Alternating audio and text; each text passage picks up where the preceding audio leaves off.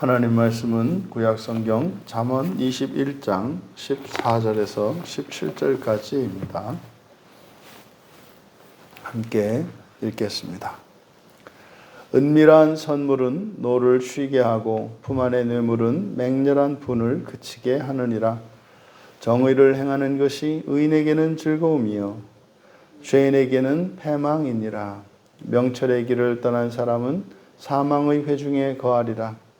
연락을 좋아하는 자는 가난하게 되고 술과 기름을 좋아하는 자는 부하게 되지 못하느니라. 아멘. 행한 대로 갚아주신다 라는 제목으로 말씀의 은혜를 나누고자 합니다.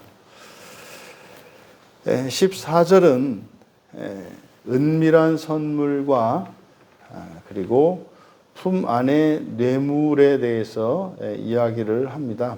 이것은 바로 지금 여기서 이제 선물에 주는 것의 유익을 좀 강조하기 위해서 지금 14절에 이야기를 하는 것인데, 이것은 바로 앞에 13절에 부르짖음 때문에 귀를 막는 자와 정반대의 극단에 있는 사람입니다. 그래서 다른 이의 이 가난한 자의 부르짖음에 귀를 막는 자, 이 사람들은 다른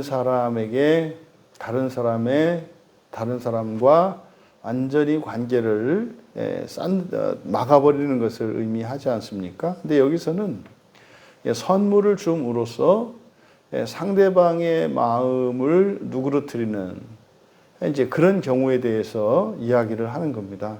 그러니까 자신이 잘못을 해서 누군가가 크게 화가 났다 할지라도 선물은 크게 효과가 있다는 겁니다. 그래서 14절에 은밀한 선물 이렇게 이제 번역을 했는데, 여기서 은밀한이라고 번역한 이 쉐테르라고 하는 것이 이제 가려져 있는 겁니다. 이렇게 덮개로 가려져 있는, 그래서 이거를 이제 포장 선물, 그러니까 남모르는 선물, 이런 의미로 이해할 수 있습니다. 그러니까 이렇게 포장에 가려져 있어서 안에 내용물을 알 수 없는 그런 선물, 이라는 의미를 나타내기도 하고, 또 은밀한 선물, 우리말 성경에 은밀하다고 번역한 것처럼 남 모르게 몰래 준 선물, 그러니까 이건 좀 부정적인 의미죠.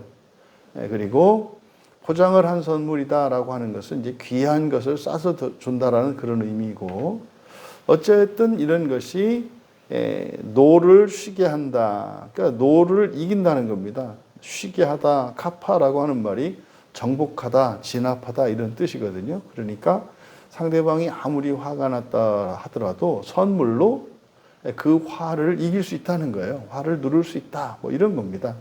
그 다음에 품 안의 뇌물이니까 앞에는 은밀한 선물 그럴 때 이제 가려진, 포장된, 그래서 포장 선물 또는 남모르는 선물 이렇게 했지 않습니까? 근데 이거는 무엇으로 가려진 정도가 아니라 정도가 더 심하죠. 품 안에 있는 거니까 가슴 속에 이렇게 옷 속으로 이제 집어 넣은 겁니다. 그러니까 은밀한 선물보다 더 은밀한 선물이죠. 더 은밀한 선물. 그래서 더 감춘 선물인 거죠. 이것도 그러면은 이런 것은 또 노보다 더 심한, 이제 화의 정도가 더 심한 거죠. 그래서 맹렬한 분 그랬거든요. 맹렬한 분을 그치게 한다. 그러니까 지금 14절은 선물의 효과가 매우 크다고 하는 것을 강조하기 위해서 이렇게 이제 뇌물까지 동원을 합니다. 이 얘기를 하는 목적은 뭐다?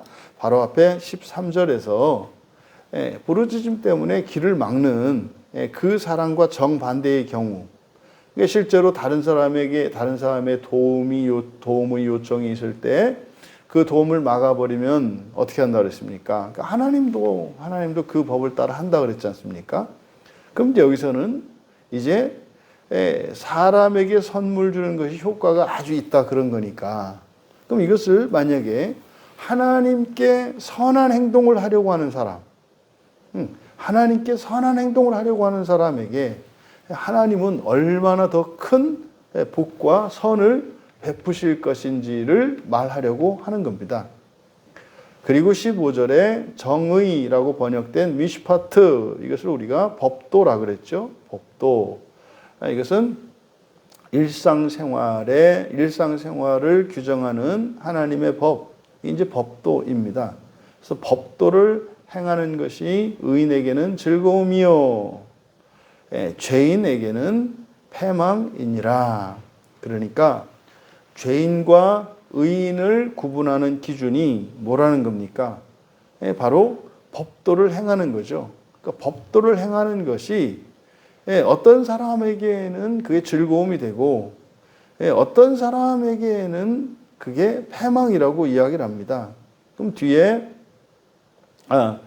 법도를 행하는 것, 그러면 법도를 행하는 사람, 법도를 행하는 것이나 13절에서 선물을 주는 것이나 사실은 같은 거죠. 여기서 이제 선물을 준다라고 하는 것은 뭐 성경에서 우리가 다른 이에게 베풀 수 있는 것, 최고의 선물, 또 우리가 할 수 있는 최고의 섬김 무엇이겠습니까? 사랑이겠죠.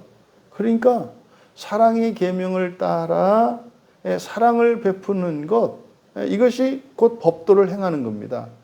우리가 법도를 행한다 이러면 굉장히 딱딱하게 생각하고 있습니다만 사실은 예수님께서는 구약에 있던 모든 법과 율례와 또 이렇게 이 율법과 이 모든 것을 사랑으로 정리하셨지 않습니까? 그러니까 전부 사랑을 베푸는 거거든요. 그러니까 그렇게 사랑을 베푸는 것, 다른 이들에게 선물을 주고 하는 이런 것, 이것이 어떤 사람에게는 즐거움이 된대요. 그러니까 여러분, 왜 하나님 말씀을 따라 살아가는 게 즐거움이 되는지 우리는 압니다. 이것은 부활, 그것도 첫째 부활과 연결되어 있기 때문에 사실은 우리가 누군가에게 선을 베풀었을 때 상대방이 선을 악으로 되갚은들, 그것 때문에 우리가 선을 행한 그것의 후회가 조금도 없단 말이죠. 왜요? 선을 행한 목적은 이 세상을 살아가는 동안 사람들과의 관계 증진이나 또 사람들로부터 내가 인정을 받기 위한 어떤 시도가 아니기 때문입니다. 우리가 이 세상을 살 때 선을 행하는 목적은 바로 첫째 부활에 있거든요. 그러니까 하나님 말씀을 따라 사는 게 거기에 있거든요. 그러니까 물론 우리가 살면서 선을 베풀었을 때 사람들로부터 인정을 받고 존경을 받고 기쁜 일이고 좋은 일임에 틀림이 없습니다. 하지만 그렇지 못하다 하더라도 그것으로 인해서 우리가 조금도 흔들리거나 낙심할 필요가 없는 거죠. 그런데 어떤 사람에게는 뒤에 죄인이라고 번역되어 있는데 이게 아웬이거든요. 아웬이 이제 불의입니다. 불의를 행하는 자죠. 행하는 자죠. 그러니까 불의한 자들이죠. 불의한 자들에게는 패망이니라. 그러니까 불의한 자들에게는 패망이니라라고 하는 것이 15절에 바로 법도를 행하는 것이 그들에게는 패망이라는 거지 않습니까? 그러니까 사실은 법도를 행하는 게 패망이라는 것이 아니라 그들이 하는 일들이 법도를 벗어난, 그러니까 법도가 아닌 것들을 행하는 자들이기 때문에 그들은 이런 법도, 하나님의 말씀이 그들에게 적용이 되지 않고 그들이 순종하지 않기 때문에 그들은 망하게 된다는 겁니다. 그러니까 사실은요, 법도를 행하는 사람들은 하나님께서 그들에게 복을 주시고 선을 베풀어 주심으로써 즐겁게 되고요. 그러니까 법도를 행하지 않는 불의를 행하는 사람들에게는 그것은 뭐 하나님이 벌을 주셔서 그런 것이 아니라 그들의 행위 자체가 멸망을 향해서 가는 거죠. 왜요? 하나님의 말씀만이 생명의 길이고 그것이 영원한 복락의 길이기 때문에 그렇습니다. 그러니까 그것을 제외한, 하나님의 말씀을 제외한 나머지의 것들은 말이죠, 부분적으로 일시적으로 제한적으로 선하고 복된 것 같아도 결국 마지막은 멸망입니다. 그러니까 이것은 뭐 꼭 하나님 말씀대로 해야 되나? 뭐 이런 고민을 우리가 할 필요 없는 거죠. 사실은 뭡니까? 절대적으로 복되고 선한 인생을 살 것인가, 그렇지 않은 인생을 선택할 할 것인가를 우리가 생각해야지 하나님 말씀대로 꼭 해야 되나? 그러니까 이게 굉장히 어리석은 생각이란 말이에요. 그러니까 하나님 말씀대로 해야 된다, 하지 말아야 된다. 이거는 우리의 선택의 문제입니다. 그러니까 하나님 말씀대로 고지것대로 할까 말까. 그러면 고지것대로 하는 것과 하지 않는 것의 차이가 뭐냐 이 말이죠. 그거는 말입니다. 즐거움과 패망이라고 이야기를 해요. 그러니까 완전한 순종을 목표로 살아가는 사람들의 인생은 사실은요, 그 지복을 누리기 위한 인생인 거죠. 그러니까 우리들은 착각을 한단 말이죠. 그 결과, 왜 그렇게 해야 되는지 그 목적과 이유를 잊어버린 채 하나님의 말씀을 순종할 것이냐 말 것이냐를 고민을 하고 그 자체를 놓고 타당성을 따지고 뭐 여러 가지 환경을 따지고 한다 이 말이에요. 이게 아니죠. 하나님 말씀을 따라 살려고 부단히 노력하고 애쓰면서 지옥을 피하고 즉시 부활하시렵니까? 아니면은 그때그때 상황에 따라서 뭐 형편에 따라서 이런저런 핑계에 따라서 하나님의 말씀이 아니라 내 뜻대로 살아갈 수 있다고 하는 인생관을 가지고 살아감으로써 훗날 지옥을 거쳐서 가시렵니까? 이렇게 생각을 해야 되는 거죠. 그러니까 지금 15절에서 우리에게 밝히는 게 뭡니까? 법도를 행할 때 즐거울 것이고 법도를 행하지 않고 자기의 소견에 오른 대로 따를 때 패망하게 될 것임을 이야기합니다. 그리고 16절에서 명철의 길을 떠난 사람은 사망의 회중에 거하리라. 여기서 이제 명철의 길이라고 되어 있지 않습니까? 여기 이제 명철이라고 번역한 단어가 샤칼이에요. 샤칼. 그래서 우리 학함하고 비교해서 총명하다라고 했지 않습니까? 이게 지금 마찬가지로 히필형입니다. 앞에서 사용한 것처럼 지혜로운 자를 총명하게 하면 지식을 얻을 것이요. 그렇잖아요. 그러니까 이 총명하게 하면은 그 총명하게 하면 그것으로 지식을 얻게 된다고 말했었거든요. 그런데 명철의 길 이렇게 되어 있습니다만 그대로 직역하면 총명하게 하는 길입니다. 그럼 총명하게 하는 길은 뭐겠습니까? 바로 앞에 15절에 법도를 행하는 거죠. 법도를 행하는 것을 총명하게 하는 길이라고 16절에서, 그러니까 지금 쭉 지금 13절에서부터 이어옵니다. 그래서 총명하게 하는 길로부터 떠난 사람, 여기서 떠나다, 타아, 이것은 이제 방황하는 겁니다. 방황하는 겁니다. 그러니까 총명하게 하는 길로부터 방황하는 사람은, 여러분 그러니까 이제 우리말 성경처럼 이제 떠났다 그러면 이제 완전히 떠난 것이겠습니다만은 뭐 영원히 떠난 것일 수도 있고, 그런데 여기 타라는 말을 썼기 때문에 뭐 완전히 떠난 것을 의미하지는 않습니다. 그러니까 방황하는 거니까 어떻게 해요? 뭐 들어갔다 놨다 했다 안 했다 벗어나고 이런 거를 말합니다. 이게 방황하는 사람이죠. 그러니까 법도를 행하되 이렇게 딱 결단하고 확정짓고 가는 사람이 아니라 방황한다라고 하는 것은 뭐겠습니까? 마음이 오락가락 하는 상태인 거죠. 그러니까 겉보기에 말이죠. 어떤 사람은 방황하지 않는 사람이 있고 방황하는 사람이 있는데 겉보기에는 방황하는 사람이 방황하지 않는 사람보다 더 온전해 보일 수도 있어요. 왜 그렇습니까? 마음에 결단하지 않는데요. 순종하면서 하나님의 말씀을 지키면서 살아요. 근데 그 사람 마음속에는 끊임없는 내적 갈등이 있어요. 이 사람은 방황하는 사람이거든요. 그런데요, 이렇게 죄의 습관들에서 완전히 벗어나지 못하고 회개하지만 그렇게 쉽게 완벽하게 회개는 되지 않아서 여전히 삶에 죄의 모양과 습관들을 가지고 살고 있지만 그것 때문에 아파하고 괴로워하고 죄를 미워하면서, 하지만 그리스도에 이르기까지 목표로 삼고 그렇게 하나님 말씀에 전적으로 순종하며 합치되는 사람이 되기를 원합니다 하고 가는 결단하는 사람, 이 사람은 방황하는 사람이 아니에요. 그러니까 방황하는 사람이냐 아니냐, 그렇게 총명하게 하는 길, 법도로부터 방황하는 사람이냐 방황하지 않는 사람은 겉으로 봐서 이렇게 나타나는 어떤 수준이나 이런 것이 아니다. 중요한 게 뭐다? 마음가짐이에요. 결단한 것을 말해요. 그래서 방황하는 사람은 망령의 회중 안에 머문다.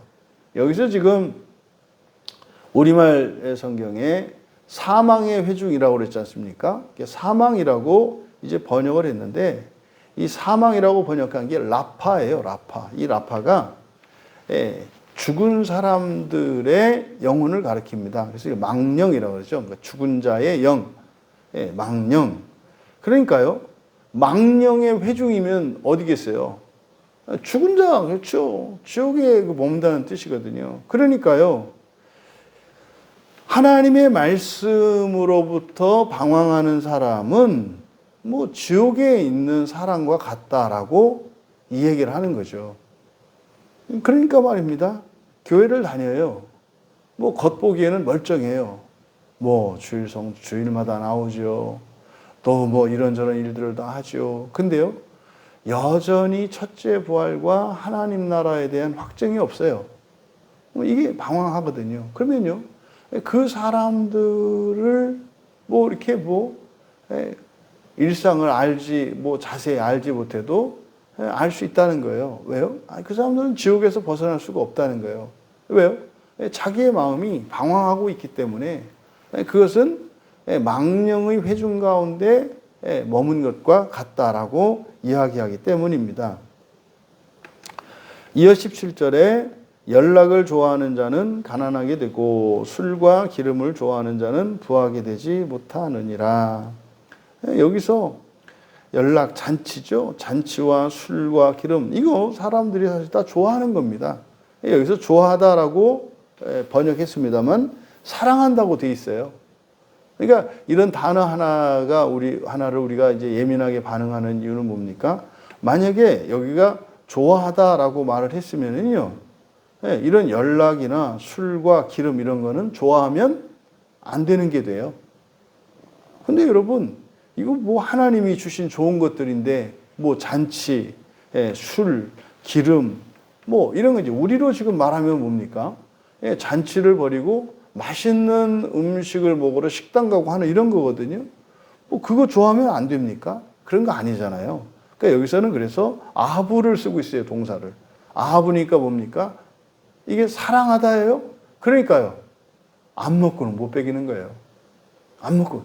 있어서 즐기는 것과 그것이 없으면은 고통스럽고 견딜 수 없는 건 달라요. 그렇죠? 그러니까 이게 중독 현상 아닙니까? 자유롭지 못하고 거의 매인 거잖아요. 그러니까 여기서 말하는 연락을 좋아하고 술과 기름을 좋아한다라고 하는 이것은 거기에 매여 있는 사람들을 말해요. 그러니까요, 입에 맞지 않는 음식이면 먹을 수가 없어요. 어떤 사람이.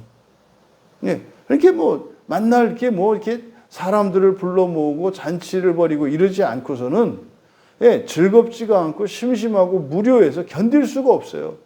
그러니까요, 아주 땡빛을 내서라도 술과 기름진 음식들을 먹어야 되고 잔치를 사람들을 만나서 막 떠들어야 되고 하는 거죠. 이런 사람을 말하는 겁니다. 이런 사람은 가난하게 된다. 그리고 부하게 되지 못한다. 여기서 이제 바로 그거 뭡니까? 지나치게 이 세상의 것을 탐닉하고 빠진 사람들은 결국 이 세상의 것의 결국은 뭡니까? 패망이라고요. 패망이라고요. 그러니까 이 세상에 그 어떤 것도 질리지 않는 거 없고요. 식상하지 않는 거 없고요. 영원히 즐거운 거 없거든요. 그러니까 마르지 않는 돈 없어요. 그러니까 지금 14절에서부터 17절까지 이야기하고자 하는 게 뭡니까? 신자는 하나님의 은혜 안에 있는 사람들이잖아요. 하나님의 은혜 안에 있어요. 사실은 이 세상 모든 사람들이 하나님의 은혜 안에 있죠. 하나님의 은혜 안에 있다라고 하는 것은 뭡니까? 우리가 어떤 원인도 되지 않는다는 거거든요. 우리가 햇빛을 쬐고 이 공기 중에 있는 산소를 들이마시고 하는 이거에 우리가 기여하는 거 없지 않습니까? 이게 은혜란 말이에요. 은혜. 그런데 하나님 은혜 안에 있는 신자라 할지라도 자신의 행동과 선택에 따른 다른 결과를 만들어낸다는 사실을 말해요. 그러니까 이제 교회 안에서 오늘날 이제 기독교인들에게 크게 오해되는 부분이 있단 말이에요.